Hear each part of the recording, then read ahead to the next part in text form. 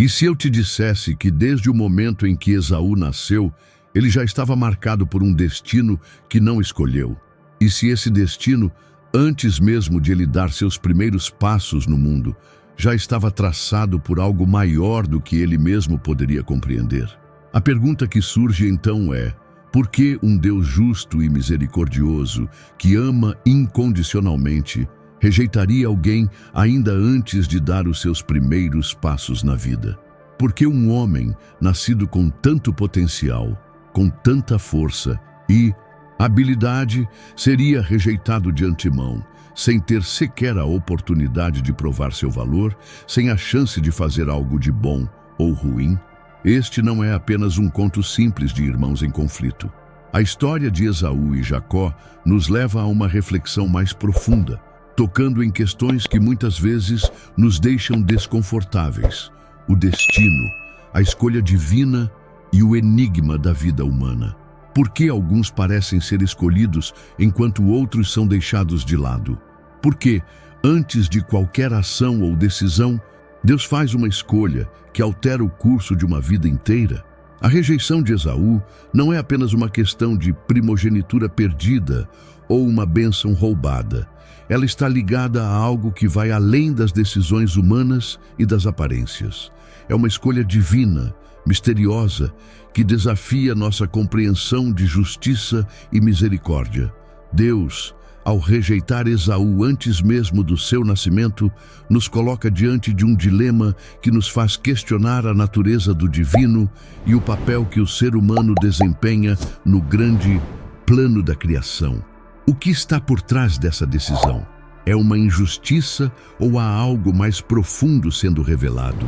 A história de Esaú não é apenas uma história sobre um irmão rejeitado, mas uma chave para compreender o mistério da vida e da escolha divina. Mas a grande pergunta persiste: por que Deus rejeitou Esaú antes mesmo de ele nascer? O que isso nos ensina sobre o controle que temos sobre o nosso destino e sobre o mistério que envolve as decisões de Deus, que muitas vezes estão além de nossa compreensão e entendimento? Essa narrativa nos força a olhar para a vida de uma maneira diferente, reconhecendo que nem sempre temos o controle total sobre os rumos que tomamos, mas que de alguma forma tudo se encaixa em um plano maior. Em Canaã, onde as promessas de Deus a Abraão ainda reverberavam nas areias do tempo, o futuro de uma nação estava prestes a ser moldado. Isaque, filho de Abraão, tinha vivido muitas provações, mas agora ele se preparava para dar continuidade à linhagem escolhida. Anos de fervorosa oração e súplicas haviam precedido o grande milagre que traria um herdeiro à sua casa. E quando a resposta chegou, foi além das expectativas. Rebeca, sua esposa, estava grávida, mas o que deveria ser a bênção de um filho se transformou em algo incomum e inesperado: gêmeos. Desde o momento em que os dois pequenos começaram a se mexer no ventre de Rebeca, ela sentiu uma luta feroz, um embate que parecia ir além do físico. O que estava acontecendo dentro dela não poderia ser explicado apenas pela ciência. Era um conflito divino, algo que transcendia o entendimento humano. Angustiada e confusa, Rebeca buscou respostas, e a resposta que recebeu foi uma revelação sobrenatural que mudaria o destino de toda uma nação. Deus, em sua sabedoria, revelou-lhe o que estava por vir. 2 povos estão em seu ventre, 2 nações nascerão de você. O mais velho servirá ao mais novo. Gênesis 25, 23. Essas palavras soaram como um raio, anunciando uma reviravolta radical. Na ordem natural das coisas, o primogênito Esaú, o filho que deveria herdar a bênção da primogenitura, não seria o líder da família. A promessa de Deus estava invertendo as expectativas e estabelecendo um novo caminho, onde o futuro de Israel seria determinado não pela tradição, mas pela escolha soberana de Deus. Mas por que essa escolha? Qual era o propósito divino por trás dessa decisão? O que estava em jogo nessa virada inesperada do destino? Esaú, o primogênito, cresceu sob os ventos e força bruta. Era um homem de músculos, destreza e coragem, um caçador habilidoso, reverenciado por sua destreza nas terras selvagens. Aos olhos de seu pai, Isaque, ele era um herói, o filho que personificava os ideais de um homem forte, capaz de sobreviver às adversidades. Contudo, por trás de sua força física, algo mais profundo estava faltando, uma visão do que realmente importava. Esaú se entregava aos prazeres imediatos, sem perceber o valor das coisas eternas, aquelas que não podiam ser compradas nem conquistadas com uma lança ou uma caçada. Enquanto isso, Jacó, o irmão mais novo, de natureza astuta e calculista, começava a entender a importância das coisas que Esaú ainda não via. Ele era um pensador, sempre observando, planejando, compreendendo o que estava em jogo. Enquanto Esaú se perdia em sua confiança na força física, Jacó já intuía o valor da herança espiritual que transcende a carne. Ambos estavam prestes a viver uma virada de destino, onde uma escolha simples, mas fatal, iria desenhar o futuro de suas vidas de maneira irreversível. O sol implacável queimava o deserto e o orgulho de Esaú, até então inabalável, estava prestes a se despedaçar diante de um desejo momentâneo. O calor escaldante e o cansaço extremo tomaram conta de seu corpo e sua fome o tornou vulnerável. Era um homem forte, mas agora fraco diante de um prato simples de lentilhas. De que me serve o direito de primogenitura se eu estou morrendo de fome? Gênesis 25:32. Disse ele em um momento de fraqueza desesperadora. Essas palavras, ditas em um instante de puro impulso, tornaram-se a chave para que Jacó conseguisse o que sempre desejou. Mas a questão que paira no ar é: essa escolha de Esaú foi realmente impensada? Ou foi parte do cumprimento de um plano divino muito maior, algo que estava além da compreensão dos dois irmãos naquele momento? A decisão de Esaú, simples à primeira vista, revelou-se como uma encruzilhada crucial na história de uma linhagem que definiria gerações. O tempo avançou e com ele veio a decadência de Isaque.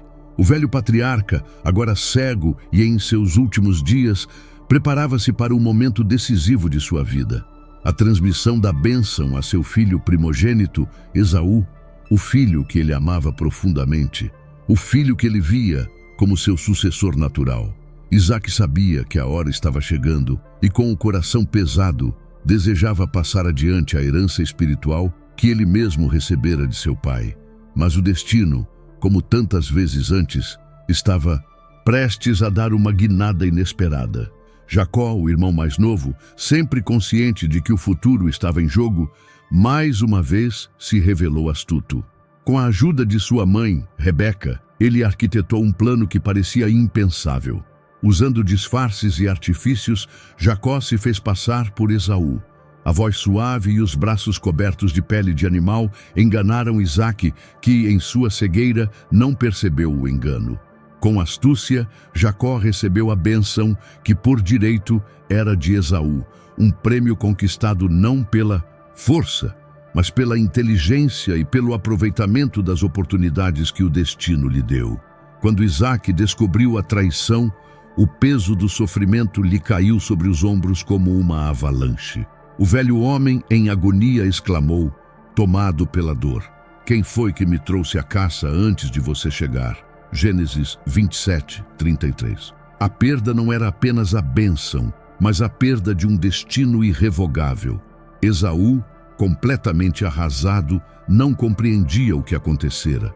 O peso da traição lhe esmagava a alma, e em sua dor ele gritou, com um grito desesperado: "Abençoe-me também, meu pai." Gênesis 27:38. Mas o que restava para ele, além da frustração e da amargura? A bênção que lhe foi concedida não era de prosperidade, mas de sofrimento, uma maldição silenciosa, onde ele seria marcado pela servidão ao seu irmão, sem a riqueza ou o status que sempre imaginara para si. O destino de Esaú estava selado, e suas lágrimas não poderiam mudar o que estava estabelecido. A prosperidade que ele buscava não era mais sua, e o que restou foi um caminho de sofrimento, longe da grandiosidade que ele imaginava. A jornada de Esaú foi marcada por escolhas impensadas, como o momento fatídico em que trocou seu direito de primogenitura por um prato de lentilhas. Mas por trás dessas decisões havia algo mais profundo: a dor da rejeição. Ele se afastou da casa de seu pai, do legado espiritual de sua família, e caminhou por um caminho solitário, longe da bênção que poderia ter sido sua. A dor de perder a primogenitura, de ver seu irmão mais novo tomar o lugar que ele acreditava ser seu por direito, pesava sobre ele como uma sombra constante. Com o tempo, a amargura de Esaú deu lugar a algo inesperado. Ele começou a perceber que carregar o peso da raiva e da rejeição não o levaria a lugar algum. A dor não desapareceu, mas começou a ser transformada. Ele passou a entender que, para seguir em frente, precisaria liberar o fardo do rancor. Anos se passaram, e o homem impulsivo que antes agia sem pensar tornou-se mais sábio, mais introspectivo. E quando Jacó, o irmão que o havia enganado e levado sua bênção, retornou, o que aconteceu entre os dois foi algo que ninguém poderia prever. Esaú, em um gesto de humildade e perdão, recebeu Jacó de braços abertos. Ele não se agarrou à dor do passado, nem se afundou na ira por tudo o que havia perdido. Ao contrário, ele escolheu perdoar. Não apenas perdoar, mas também abraçar Jacó como irmão, como aquele que, no fim das contas, era também filho da mesma promessa. Esse gesto de reconciliação foi um ato de grandeza, uma escolha que transcendia a traição e a mágoa, mostrando que a maior força não é a vingança, mas a capacidade de curar. Esaú não apenas aceitou Jacó, mas escolheu trilhar seu próprio caminho, criando sua própria nação, Edom. Ele não precisou da bênção de seu pai para ser grande.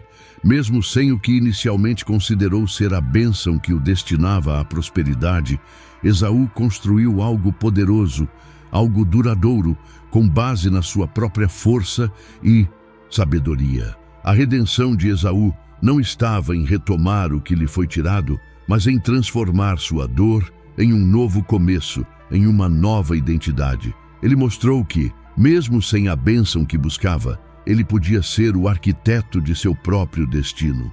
O legado de Esaú não seria o da vingança, mas o da superação, do perdão e da construção de algo sólido e verdadeiro. A vida de Esaú nos oferece uma lição poderosa e profunda. Nossas escolhas, por mais que erradas ou impensadas pareçam, não precisam definir o nosso destino para sempre. Como Esaú, todos nós enfrentamos momentos em que fazemos escolhas que nos afastam dos nossos objetivos ou que até parecem nos afastar de nossa verdadeira vocação. No entanto, a história de Esaú nos lembra que, apesar dos erros cometidos, sempre há a oportunidade de recomeçar. Mesmo que tenhamos perdido algo precioso, como ele perdeu a bênção de seu pai, ainda assim temos o poder de construir algo novo. A vida nos oferece chances de transformação e, por mais difícil que seja, podemos forjar uma nova trajetória, baseada na resiliência, na coragem de seguir em frente e na força de aprender com os erros. Deus, em sua infinita sabedoria, tem um plano para cada um de nós. Mesmo nos momentos em que sentimos que fomos rejeitados, ou quando a dor da perda parece insuportável, Ele pode nos dar a chance de restaurar o que foi perdido. A perda de Esaú não foi o fim de sua história. Ao contrário, foi o começo de uma nova jornada. As escolhas que fazemos hoje, seja no campo emocional, relacional ou profissional, moldam não apenas o nosso futuro, mas também o futuro daqueles que virão depois de nós, nossos filhos, nossas gerações. Eles observarão nossas reações diante das adversidades e aprenderão com nossas respostas. O que você tem feito com as bênçãos que Deus lhe deu? Está aproveitando as oportunidades para edificar um legado de fé, de integridade e de superação? Não deixe que um erro, por mais grave que seja, defina sua jornada ou apague as possibilidades de um novo começo. A história de Esaú, com todos os seus erros, nos mostra que a verdadeira grandeza está em levantar-se, mesmo após as quedas, e construir algo maior do que aquilo que perdemos. Se esta história tocou o seu coração e você acredita que é hora de recomeçar, escreva "Eu vou recomeçar" nos comentários. Curta este vídeo e se inscreva no canal para não perder mais reflexões e histórias poderosas como esta. Lembre-se, mesmo as maiores perdas podem ser transformadas quando buscamos a sabedoria de Deus em nosso caminho. Que Ele abençoe a sua jornada e lhe dê força para recomeçar, para restaurar e para construir algo grandioso a partir de hoje.